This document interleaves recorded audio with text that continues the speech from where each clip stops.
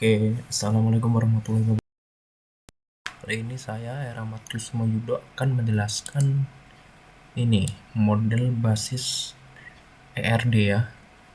Model basis data ERD. Jadi ERD itu apa sih? ERD itu kan Entity Relation Diagram. Jadi ini diagramnya menjelaskan relasi atau hubungan tiap entitas. Nah, entitas itu apa sih sebenarnya? Jadi entitas itu di sini adalah yang bentuknya persegi panjang. Ada 1, 2, 3, 4, 5, 6, 7, 8, ada 8 entitas di sini ya. Dengan yang double ini adalah entitas lemah. Itu nanti dibahasnya. Nah, jadi mulai dari yang sini ya, dari kiri dulu ada departemen, entitas departemen. Dia itu punya relasi dengan employee, dengan manager, dan dengan proyek.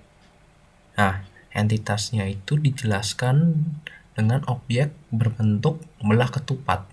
Di sini ada ada relasi bernama work for. Maksudnya bagaimana employee itu bekerja untuk departemen dan departemen itu mempekerjakan employee. Bisa dibacanya kurang lebih seperti itu.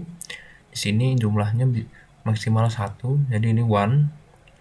Yang di sini bisa 2 sampai 30. Jadi di sini bisa ada banyak employee. Ini kalau baca dari employee ya. Itu jadi one to many. Di sini employee-nya bisa many, kerja untuk departemen. Kemudian dari departemennya itu hanya menyediakan dalam satu waktu menyediakan satu tempat untuk employee-nya. Jadi employee-nya nggak bisa kerja langsung di 5 departemen atau bagaimana. Dan di satu departemennya itu bisa mengerjakan 2 sampai 30. Jadi di dalam kurung itu ketentuan jumlahnya ya. Kemudian dia juga ada ini, di departemen punya hubungan dengan manajer. Di manajer itu garisnya ke sini ya. Dia memanage mengawasi departemennya itu mengawasi manajer. Manajer diawasi oleh departemen. Ini anak panahnya ini penting ya. Kalau nggak dibaca agak tricky. Relasinya karena satu jadi di sini sudah pasti one to one, bukan one to many atau many to many. Jadi satu departemen itu mengawasi seorang manajer dan manajer itu diawasinya ya sama departemen gitu. Begitu juga ini departemen hubungannya dengan proyek. Hubungannya di sini ya perlu diingat di dalam kurung 1,1 dan 0 sampai tak terhingga berarti di sini one to many. Departemen mengontrol proyek. Oke, dibacanya dari sini atau bisa dibalik juga, proyek dikontrol oleh departemen. Satu departemen bisa mengontrol banyak, bahkan bisa tidak mengontrol sama sekali, atau ini tak terhingga, jadi bisa mengontrol sejuta proyek sekaligus. Nah, dari proyeknya itu punya relasi lagi dengan engineer. Engineer itu ya di sini ada overlap ya. Overlap itu maksudnya adalah employee-nya ini bisa dari tiga-tiganya sekaligus atau cuma 2 atau 1 juga boleh. Nah, di sini ambil contoh, ini tadi kan ke manajer ya. Employee-nya ini dia ada manajer, ada sales ya, sama ada engineer. Manager tadi sudah dijelaskan. Engineer itu bekerja untuk proyek dengan jumlahnya bisa 1 maksimal 5. Proyeknya misalnya 1 engineer ini atau 5 engineer ini kerja di maksimal 2 proyek, minimal 1, nggak bisa 0. Oke. Minimalnya 1 di sini kerja 1 proyek, maksimal cuma 2. Kalau kebanyakan pusing nanti. Kemudian di sini salesnya ini sama engineer ini bisa lagi digeneralisir menjadi sales engineer. Ini turunannya lagi. Jadi dari engineer sama sales ini ada yang menjadi sales engineer. Nggak digeneralisir ya, sorry. Karena kalau di generalisir nanti bentuknya beda lagi. Ini ada turunannya lah istilahnya. Ya seperti anak SI ya, itu kan uh, bisnisnya jalan, informatikanya jalan. Nah, itu kurang lebih seperti itu, turunannya seperti itu ya. Kemudian employee-nya ini dia juga punya hubungannya, tetapi ini dengan relasi lemah. Kenapa? Karena entitasnya lemah. Apa? Child, anaknya. Dia punya anak. Employee itu kerja untuk raise, membesarkan anak.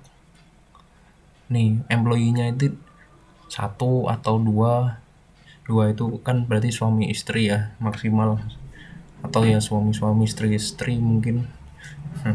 Itu maksimal dua, minimal satu ya, membesarkan. Bisa jadi dia self free, nggak punya anak, nol.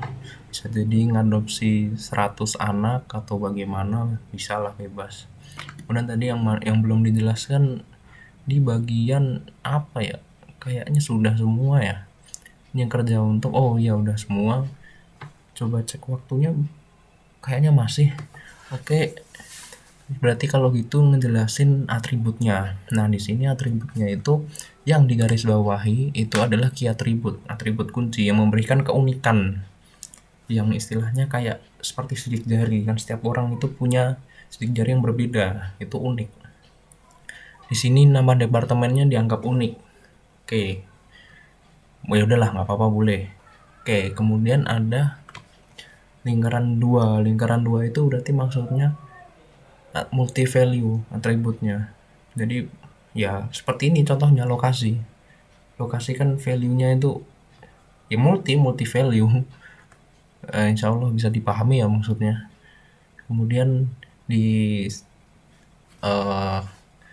entity yang lain juga punya atributnya. Employee atributnya ada SSN, yang unik key-nya SSN, tiap employee pasti berbeda. Kalau nama kan nama dia bisa ada kesamaan ya, dan ini namanya pun bisa dipecah lagi menjadi turunan-turunannya.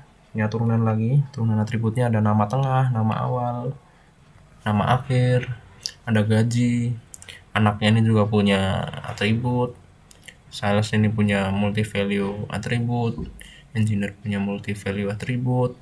Proyek ini yang atribut kuncinya pasti nama proyeknya.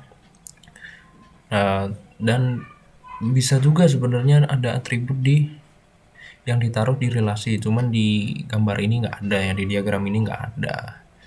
Oke, gitu aja.